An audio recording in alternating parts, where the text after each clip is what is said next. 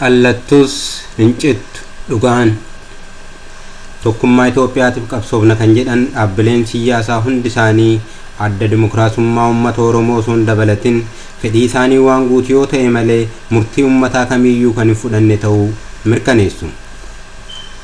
Karoora akaakayyuun isaanii dhuma jaarraa 19ffaa irratti baase humna qawweetiin biyya uumaniif biyya Itoophiyaa fi alaabaa isaanii kan hin fudhanne hundaan diina jedhuun.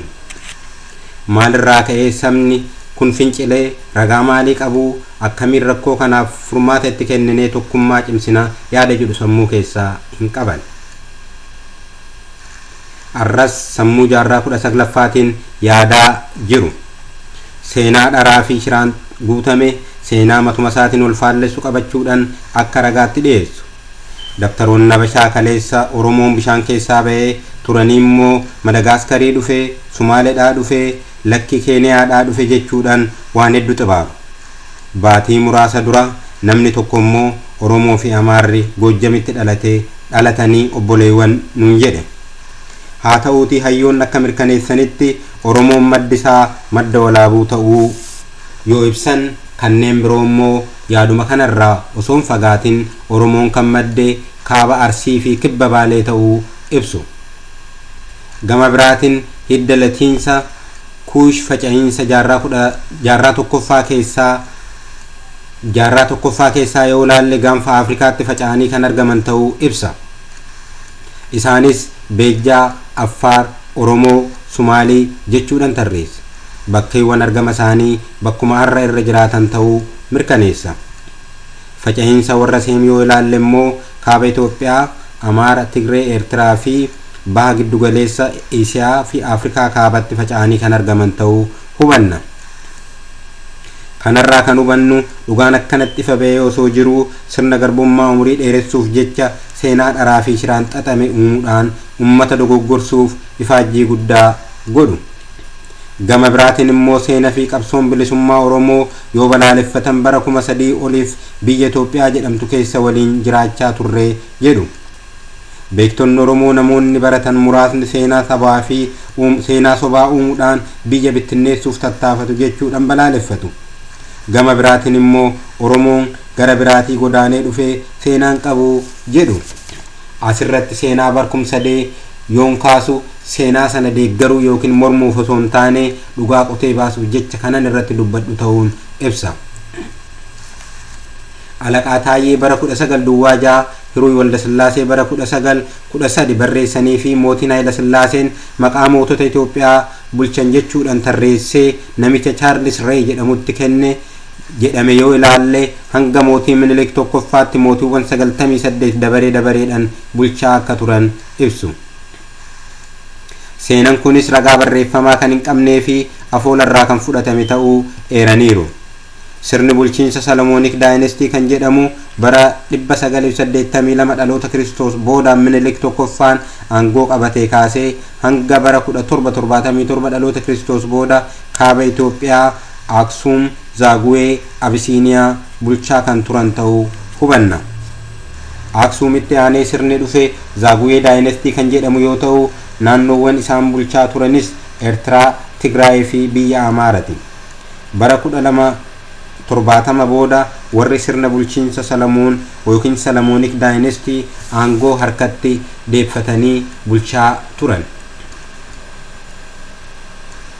Habashoonni lafa isaanii babal'ifachuun kaaba Oromiyaatti kan argamtu Walloo irratti yeroo adda addaa waraana bananillee ummanni Oromoo waraana itti aggaamame ofirraa ittisee keessattuu bara 1777 hanga bara 1845 afaan hojii afaan Oromoo loltuu yookaan Raabadooriin Oromoota cimaa uumuudhaan of bulchaa turan. Akka barreessitoonni Habashaa ummata dogoggorsuuf Walloon Itoophiyaa bulchaa ture jedhan osoo hin taane Oromoon Walloo mootummaa cimaa dhaabbatanii ofumaan of bulchaa turan. kana waan ta'eef habashoonni baroota kanaan zamana masaafinti jechuudhaan waamu. yeroodhuma zamana masaafinti jedhamu keessatti hidda Minilik tokkoffaa kan turan mootota 14 dabareedhaan masaraa Gondor keessatti bulchaa turaniiru. sirni bulchiinsa isaanii garuu dadhabaa akka ture seenan ragaa ba'a. namoonni beektonni ofiin jedhan tokko tokko yoo falman daangaan addaan ba'ee Abisiiniyaa jedhamtuun jiru jechuudhaan dogoggorsaa turan ammallee itti jiru. argama Abisiiniyaa kanaa gaditti waan ibsuuf qabxii itti aanuttiin darba.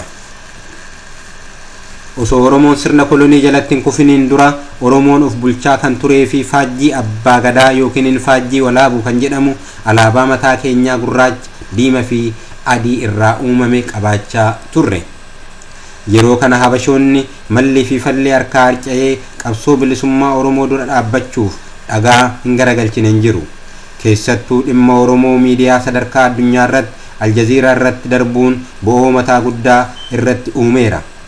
kanaafis diraamaa adda addaa uumuudhaan obboleessa keenya dargaggoo Jawaar Mohammad irratti duulan. kanaan dura Oromoon Walloo nu Oromoodhaa Habashaa miti jechuudhaan lolaa turaniiru. Oromoon Baalee mootii Hayila Sillaaseetiin nuti Oromoodha malee Itoophiyaa miti jechuudhaan itti manii wajjiniin lolaa turan. har'as Jawaar tokko wajjin Jawaaronni miliyoonatti lakkaawamnu nuti Oromoodhaa Itoophiyaan humnaan duratti fe'amuu ifatti kan ragaa baanudha. habashoonni Oromoon hin koloneeffatamne kan jedhan fi akkaataa itti koloneeffatan osoo hin ilaalin dura mee amala koloneeffatootaa yaa ilaallu.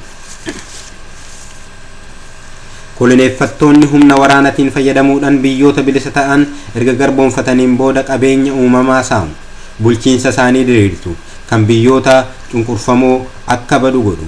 aadaa, seenaa, amantaa, afaan biyyoota garboonfatanii kan isaaniitiin bakka buusu.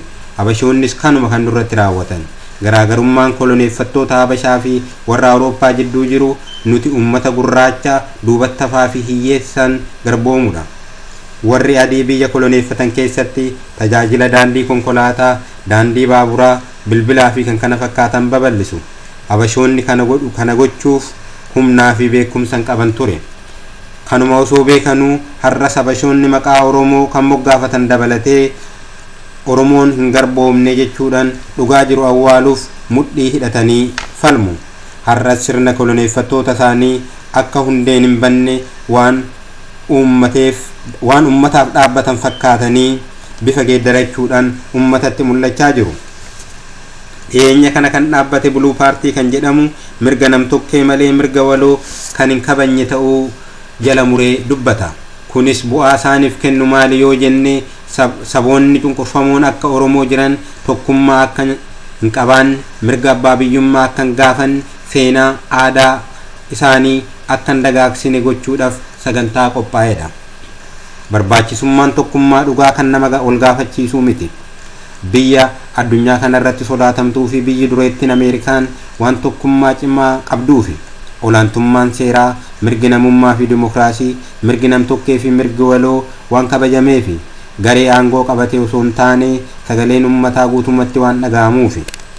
tokkummaa dhugaa barbaadan yoo ta'e addi dimokiraasummaa Oromoo hundeeffamee koottaa dhugaa irratti hundoofneti biyya ijaarraa jechaa jira. haa ta'uutii kun isaaniif bo'oo mataati. akkamitti yoo jenne addi dimokiraatummaa Oromoo tokkummaa isaan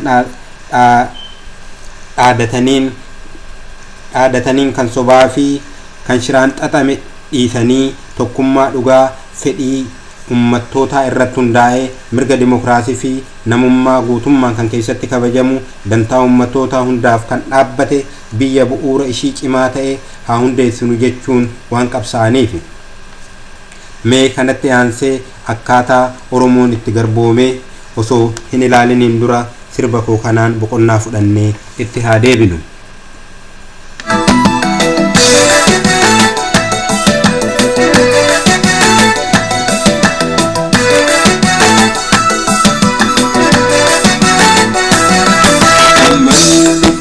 jiru dacheerra otoon arguu jubbuuf shiraa yoomuu saba korratti wal dirmamu adabamu male akako wajin inawalamu man lubbun jiru dachera oton argu jubbuf shira namu sabakorrati wal dirmamu adabamu male akako wajin inawalamu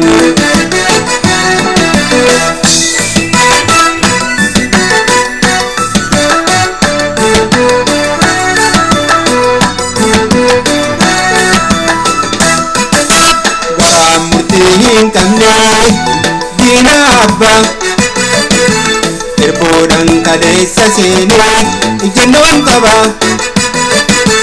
iga sabayan duromo samunko nane jemu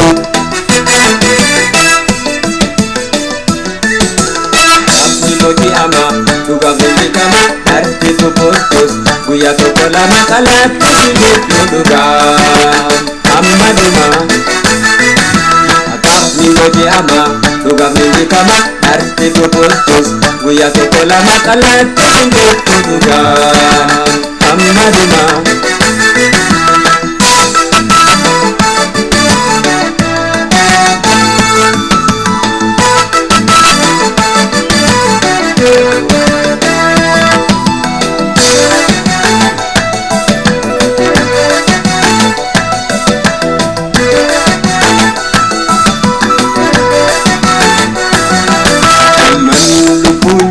dachera oton argu jubbuf shira namu sabakorrati wal dirmamu adabamu male akako wajin inawalamu man lubbun jiru dachera oton argu jubbuf shira namu sabakorrati wal dirmamu adabamu male akako wajin inawalamu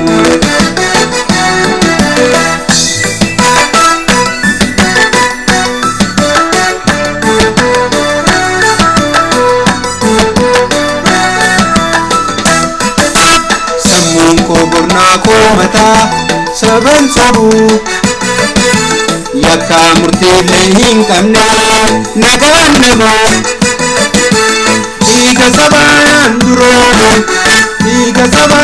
duromo samunko nane jemu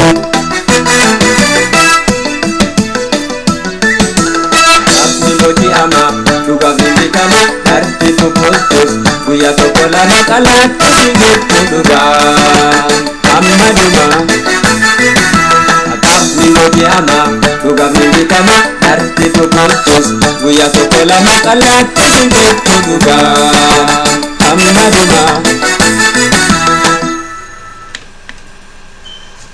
walgayii humnoota Awurooppaa bara 18